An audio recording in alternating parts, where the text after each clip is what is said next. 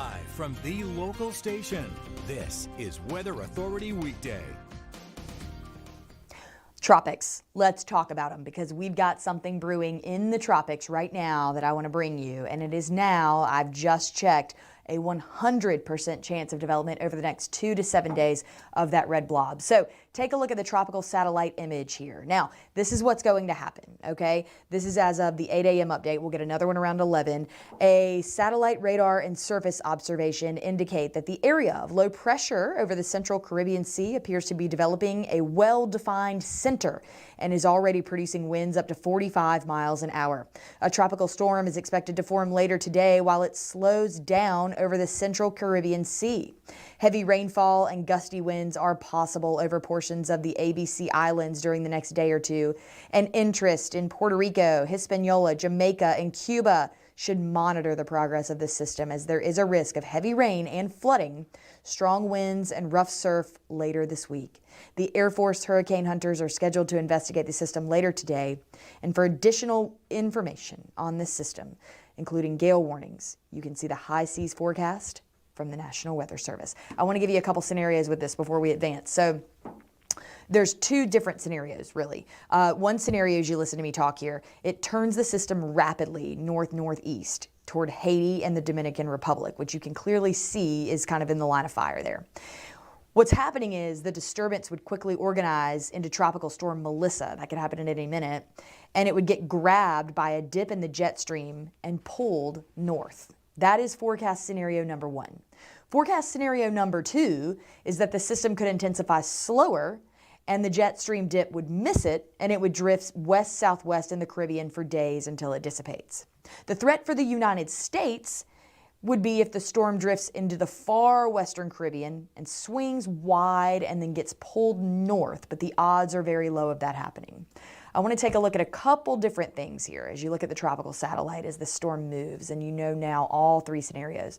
This is the wind swath forecast, the European model, and you can see the winds are actually pretty strong, and this is the European model. Please remember that. This is not a model that's a for sure thing, but I want to show you now what we're looking at as far as the tropical forecast. This is the GFS model. I've got two models I'm going to show you. The GFS pretty much has it swinging up toward Haiti and the Dominican Republic, okay? Now again, this is not a for sure thing, but it's something we need to watch, okay? And this takes you out a couple of days. So let's just go through it again, and you can see the storm as it moves through Haiti and the Dominican Republic. That is one scenario based on one model. Now we're going to take a look at the European model. That actually widens it out a good bit, but kind of holds it just over Haiti.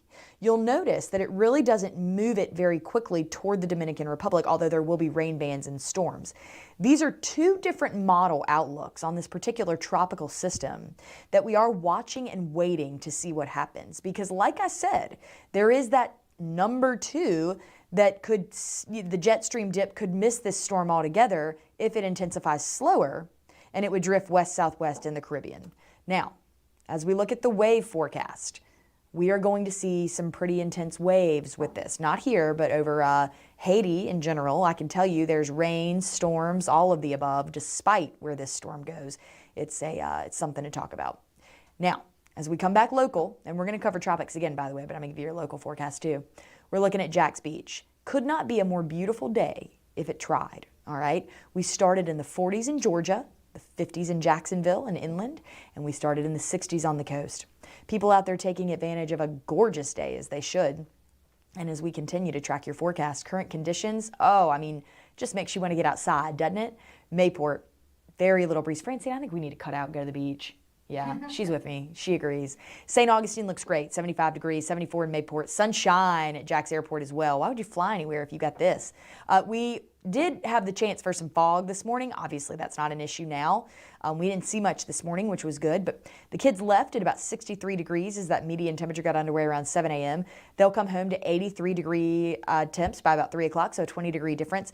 You know what this is? This is very much fire pit weather and pumpkin carving weather. I'm just going to say at Costco, they do. They have a, what do they call them? A projector.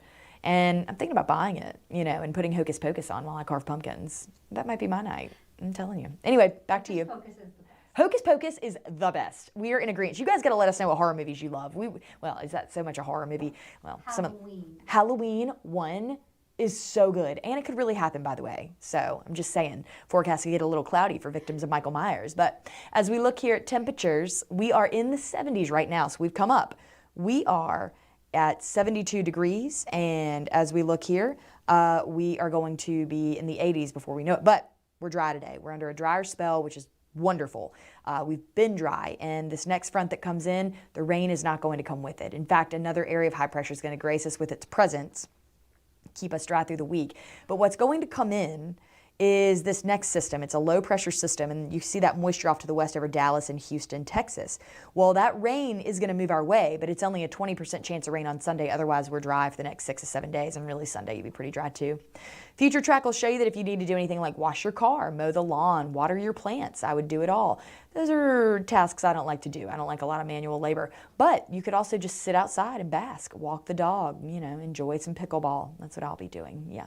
High rip current risk today. You saw the beach camera there, and the forecast surf for the next 6 days is about 1 to 5 feet out there. So your tea time forecast, sunny and beautiful for you. 50s to 70s to 80s out there. Just phenomenal. You better water your plants because they're going to die if you don't. I'm just going to get real about it because we have no rain. Some Mother Nature's like, I don't care about your garden, but if you care about your garden, you better water it because I'm telling you, it's going to be dry out there. High temperatures today, 84 in Jacksonville, 87 in Baldwin and Asbury Lake, 86 in Callahan and Jax Airport, along with Arlington, 81 in Nocatee, and 70s and 80s on the coast from Fernandina down to Ponte Vedra. Palm Coast, a little warmer, 85 degrees, 86 in World Golf Village, and 84 in Jax, specifically Jacksonville. So hourly temperatures climb pretty quick. 1 o'clock, you'll be in the 80s. Great for the lunch hour. These are my predictions. So over the next 3 days, we're looking at 80s, transitioning back to the 70s. So a little above average through tomorrow, below average for Thursday and Friday, right at the average of the 80-degree high on Saturday and Sunday, below average on Monday.